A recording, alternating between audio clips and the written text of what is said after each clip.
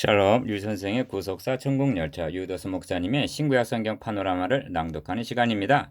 지금은 성경의 마지막 책인 요한계시록입니다. 오늘은 30, 머릿말과 요약 파노라마. 먼저 머릿말. 계시록은 전투하는 교회에게 주어진 예수 그리스도의 병법이라고 말할 수가 있습니다. 왜냐하면 1. 계시록 1장에 나타난 주님은 승천하셔서 주님 우편에 앉아 계시는 모습이 아니라 기어 발에 빛난 주석 같은 군화를 신으시고 입에서 좌우에 날선 검이 나오는 1장 15절에서 16절 야전군 사령관과 같은 모습으로 등장하십니다. 2. 그리하여 2장에서 기억 오른손에 7뼈를 붙잡고 7금 촛대 사이에 다니시는 것은 야전군을 진두지휘하시는 모습이시고 니은 7번이나 이기는 자는 하고 격려하신다는 것은 야전군 사령관의 훈련과 같기 때문입니다. 4. 그리고 21장에서 말씀을 마치시기 전에 이기는 자는 이것들을 유업으로 얻으리라고 21장 7절 약속하시는 문맥이 이를 말씀해주고 있습니다. 5. 그렇다면 그 가운데 있는 4장에서 20장까지란 기억, 교회가 싸워야 할 대적은 누구며 니은 어떻게 이길 수가 있는가를 말씀해주는 내용이라 할 것입니다. 이런 맥락에서 볼 때 계시록이 전투하는 교회에 주신 예수 그리스도의 병법이라고 말할 수가 있는 것입니다. 그런데 지금까지 교회는 계시록을 어떻게 취급하고 있었는가? 난해하다는 것은 관점의 문제다. 7머리 10뿔이 무엇인가 하는데 주안점을 둔다면 난해할 수도 있으리라. 그러나 계시록에 44번이나 등장하는 하나님의 보좌와 29번이나 등장하는 어린 양에게 초점을 맞춰보라. 저걸 알고 나를 알면 백정백승한다는 말이 있습니다. 예수 그리스도의 병법이라 할 수 있는 계시록으로 무장을 한다면 칭찬듣는 교회, 승리하는 교회가 될 것입니다. 계시록은 마지막 부분에서 이루었도다 나는 알파 오메가여 처음과 나중이라고 말씀하십니다. 21장 6절 그렇다면 그리스도인들이 계시록을 모른다면 하나님의 나라 건설이 어떻게 완성되는 것인지 오메가를 모르고 끝을 모르는 것이 되고 맙니다. 계시록은 하나님께서 이루어오신 하나님께서 이루어오신 하나님 나라 건설의 대단원을 이루는 중요한 말씀인 것입니다. 계시록 파노라마를 집필하게 된 동기는 난해하게 여기는 내용들을 구속사적 관점에서 맥을 잡아 주제를 부각시키므로 계시록 병법을 분명히 깨닫게 하여 모든 성도들이 공유함으로 승리하는 삶을 사는데 도움을 드리기 위해서입니다. 요한계시록의 요약 파노라마. 요한계시록 하면 우선 난해한 책이라는 선입관이 있습니다. 그러나 생각해 보십시오. 주께서 환난 중에 있는 교회들에게 어려움을 주고 애를 먹이기 위해서 계시록을 주셨겠습니까? 그것은 계시록 자체가 난해해서라기보다는 접근이 잘못되었기 때문으로 여겨집니다. 성경 해석에 있어서 중요한 것은 관점입니다. 같은 성경이라도 관점에 따라 전혀 다른 해석과 의미가 될 수가 있기 때문입니다.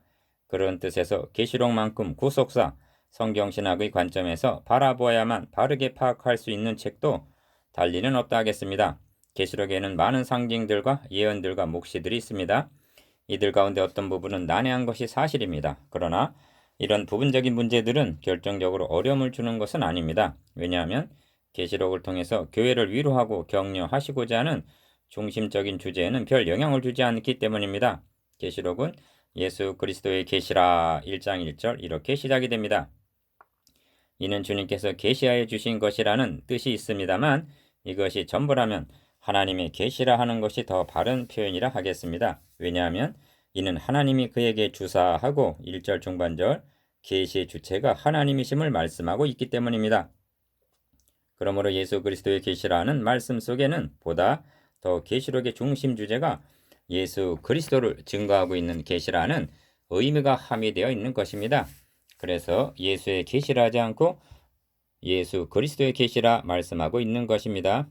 이 점을 왜 강조하고 있느냐 하면 계시록의 중심 주제가 인재앙, 나팔재앙, 대접재앙과 같은 심판 시리즈에 있는 것이 아니라 복음서에서 이루어 놓으신 구속사역에 대한 완성이 중심 주제임을 드러내기 위해서입니다. 그 한 예를 들면 2장에서 3장까지에서만 그 사이에서만 주권이 주님에게 있음을 나타내는 또는 내가라는 말이 무려 58번이나 등장을 하고 있습니다. 이는 계시록이 예수 그리스도의 계시라는 강력한 증거인 것입니다. 계시록의 중심 주제. 계시록에서 예수 그리스도를 어린 양으로 부르고 있는 이유가 복음서와 연관시키기 위해서 의도적으로 그렇게 하고 있는 것입니다. 요한은 복음서에서 주님을 보라 세상 죄를 지고 가는 하나님의 어린 양이로다 하고 증거했습니다. 요한복음 1장 29절. 그런데 계시록에는 어린 양이라는 말이 무려 29번이나 등장합니다. 그 어린 양은 일찍 죽임을 당한 것 같더라 하고 5장 6절 9절 죽으심을 강조합니다. 만일 죽으심과 결부시키기 위함이 아니라면 주님은 결코 어린 양이라고 부르지를 않았을 것입니다. 두려워 말라. 나는 처음이요 나중이니 곧 산자라. 내가 전에 죽었었노라 하십니다. 1장 18절. 누구를 위한 죽으심인가? 우리를 사랑하사 그의 피로 우리 죄에서 해방하시고 그 아버지 하나님을 위하여 우리를 나라와 제사장으로 삼으시기 위해서라고 말씀합니다. 계시록 1장 5절에서 6절, 5장 9절. 주님은 내가 전에 죽었었노라 하고 1장 18절 상반절 말씀하고 있는데, 이전의 죽으심이라는 과거 사역이 요한복음이라면 계시록은 이제 세세토록 살아있어 사망과 음부의 열쇠를 가졌노니 하신 1장 18절 하반절 현재 사역과 미래 사역을 계시해주고 있다 하겠습니다. 이는 마치 누가가 복음서를 기록한 후에 속편으로 사도행전을 기록한 데 비할 수가 있습니다. 요한은 복음서에서 주님의 죽으심과 다시 사심까지만을 증거했습니다. 그 이후에 주님 사역을 증거하고 있는 것이 계시록의 증거인 셈입니다. 계시록에서 주님은 다른 사역을 하고 있는 것이 결코 아닙니다. 십자가를 통하여 이루신 구속 사역을 완성해 나가고 계시는 것입니다. 계시록에서의 주님 사역. 요한은 복음서의 기록 목적을 오직 이것을 기록함은 너희로 예수께서 하나님의 아들 그리스도이심을 믿게 하려 하며 또 너희로 믿고 그 이름을 힘입어 생명을 얻게 하려 함이니라 하고 요한복음 20장 31절 구원에 있음을 밝히고 있습니다. 그런데 계시록의 기록 목적, 다시 말하면 구도를 보면 1. 죽으시고 다시 사신 주님께서 1장 18절 2. 오른손에 7뼈를 붙잡고 7 금촛대 사이에 다니시면서 2장 1절 3.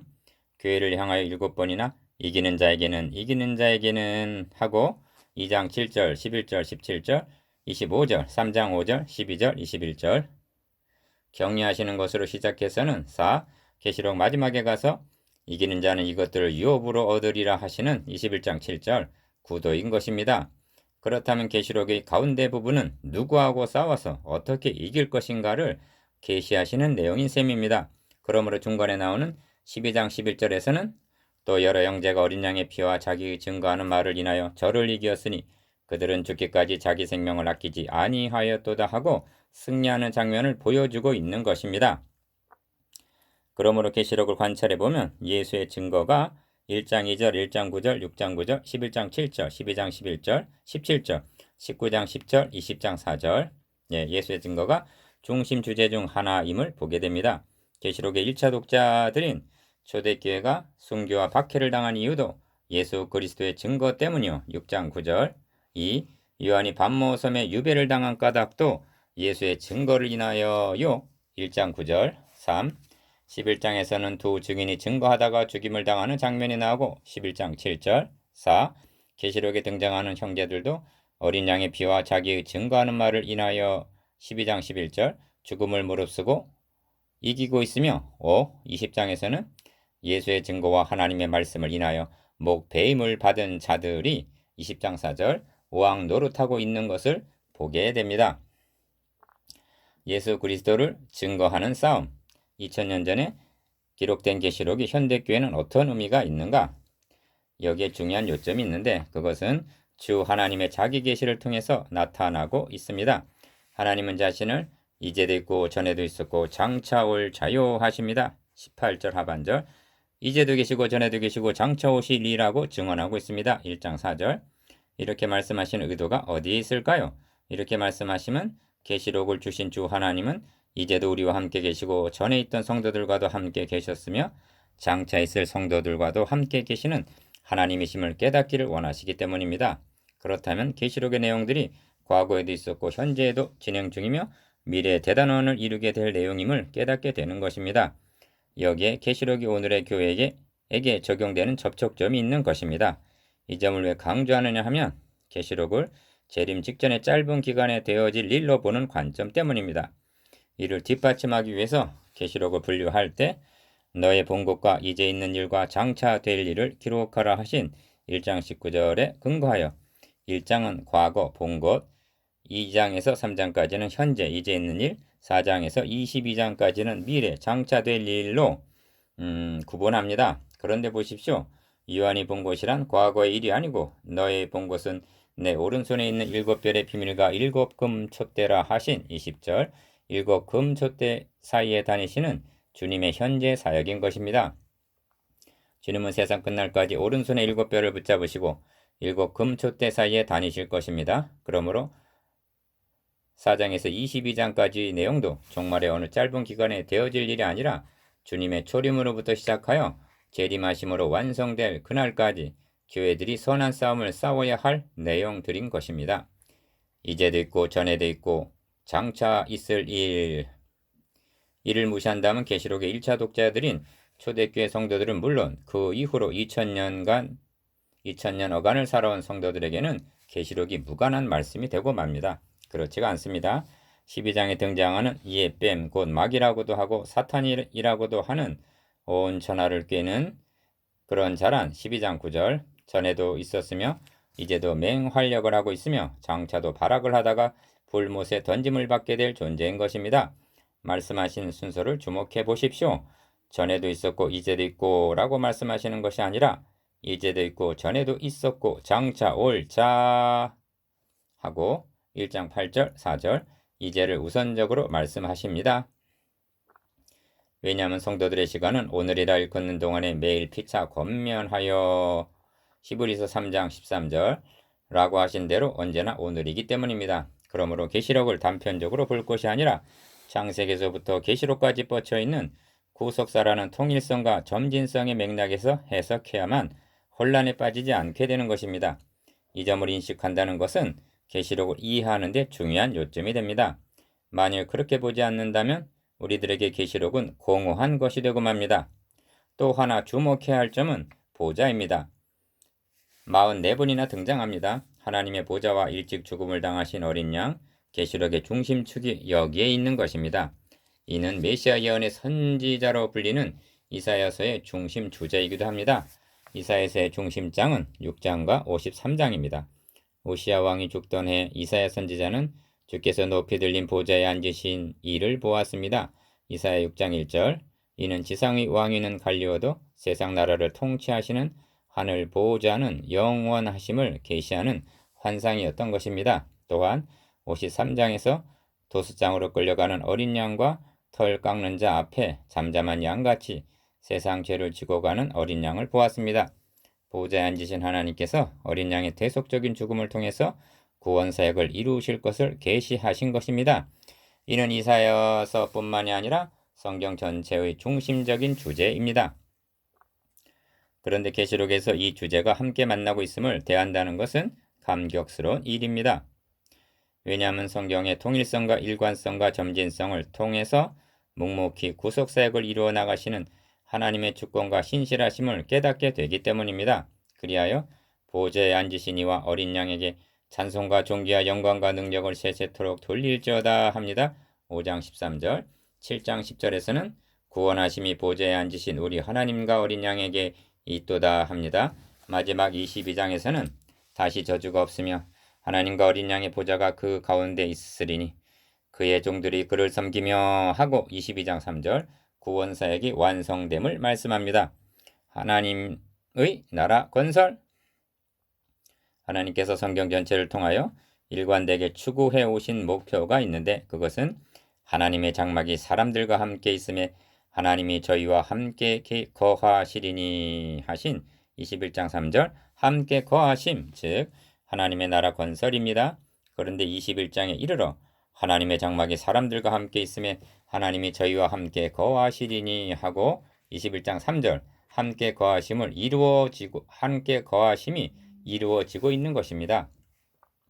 하나님께서 사람과 함께 거하신 때가 있었습니다. 그러나 죄가 에덴에 침입함으로 인간은 하나님 존전에서 추방을 당하게 되었고 하나님과 함께 거함은 깨어지고 말았습니다.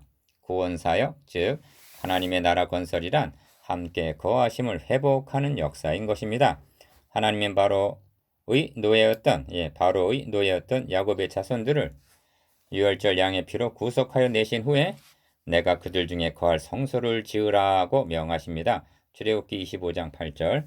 그러나 그 성막은 중간이 굳게 막혀 있었습니다. 이는 참 것의 그림자에 불과했기 때문입니다. 때가 찬 경륜 가운데 하나님 우리와 함께 계시다 하신 마태복음 1장 23절 임마누엘 사건이 있었습니다. 이는 자기 목숨을 많은 사람의 대속물로 마태복음 20장 28절 주심으로 중간에 막힌 휘장을 제거하셔서 함께 거하심을 가능하게 이루시기 위해서 인간 세계에 오심이었습니다. 그러므로 주님은 십자가상에서 다 이루었도다 고 선언하십니다. 요한복음 19장 30절. 그리고 계시록에서는 보좌에 앉으신 하나님께서 이루었도다 하고 선언하시므로 계시록 21장 6절 함께 거하심이 드디어 완성되는 것입니다. 알파와 오메가 시작과 끝.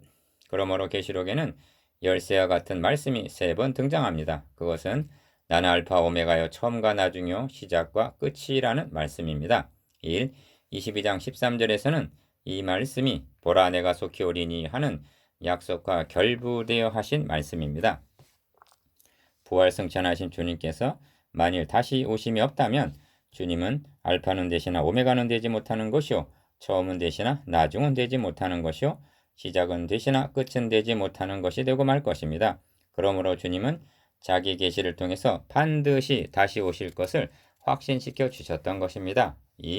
21장 6절에서는 이루었도다 하는 완성과 결부되어 하신 말씀입니다.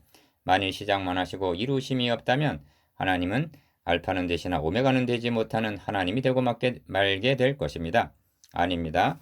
우리가 믿는 하나님은 일을 행하는 여호와 그것을 지어 성취하는 여호와이십니다. 예레미야 33장 2절. 바울은 이를 믿었기에 너희 속에 착한 일을 시작하신 이가 그리스도 예수의 날까지 이루실 줄을 우리가 확신하노라 하고 격려했던 것입니다. 빌립보서 1장 6절. 그러므로 창세기 1장에서 3장까지와 계시록 20장에서 22장까지는 절묘한 대조를 보여주고 있습니다. 함께 거하심을 파괴했던 용을 잡으니 곧 옛뱀이요 마귀요 사탄이라 불과 유황불에 던지우니 합니다. 20장 2절 10절. 다시 사망이 없고 애통하는 것이나 곡하는 것이나 아픈 것이 다시 있지 아니하리니 처음 것들이 다 지나갔음이러라 하십니다. 이는 파괴당하였던 것을 다시 회복하시고 반드시 완성하실 것을 나타내주고 있습니다. 이보다 광대한 말씀이란 달리는 없습니다. 이는 계시록에 있어서 보다 중요하고 귀중하고 분명한 진리입니다. 그러므로 보다 분명한 진리를 통해서 계시록은 해석되어져야만 하는 것입니다. 그런데도 계시록에서 지엽적인 문제에 한눈을 팔 것입니까? 또한 계시록은 보좌에 앉으신 이의 낯에서와 어린 양의 진노에서 우리를 가리우라 하는 6장 16절 진노가 있는 것을 말씀하고 있습니다. 구원하심 있는 어린 양에게 어찌하여 또한 진노가 있단 말인가? 이 진노는 누구에게 임할 것인가? 성경은 말씀합니다. 그의 심판은 참되고 의로운지라 음행으로 땅을 더럽게 한 큰 음녀를 심판하사 자기 종들의 피를 그의 손에 갚으셨도다 합니다. 19장 2절. 하나님의 진노는 하나님의 나라를 건설하심에 있어서 이를 대적하는 자들에게 임할 불가피한 심판인 것입니다. 그러므로 명심해야 할 점은 계시록은 7인 나팔 대접으로 상징된 진노 중심이 있는 책이 아니라 구원하심에 있음을 명심해야만 합니다. 계시록에서 어려움을 겪게 되는 상당 부분이 구원하심과 결부된 것이 아니라 진노하심과 결부된 호기심에서 비롯되기 때문입니다. 그것들의 세부사항은 아버지께서 자기의 권한에 두셨으니 너희의 알 바가 아니요 일 수가 있습니다. 사도행전 1장 7절. 그것들보다 더 중요하고 알고 싶은 주님 재림의 때도 성경은 침묵하고 있지 않습니까? 주님은 마지막 장에 속히 오리라는 약속을 3번이나 하십니다. 22장 7절, 12절, 20절. 보라 내가 속히 오리니 이 책의 예언의 말씀을 지키는 자가 복이 있으리라 하십니다. 22장 7절. 그러므로 우리는 계시록을 부지런히 증거하여 지키게 할 책임이 있습니다. 보라 내가 속히 오리니 내가 줄 쌍이 내게 있어 각 사람에게 그의 일한 대로 갚아 주리라 하십니다. 22장 12절. 구원은 선물이지만 상은 그의 나라를 위하여 충성한 대로 주어지는 보상인 것입니다. 내가 진실로 속히 오리라. 22장 20절.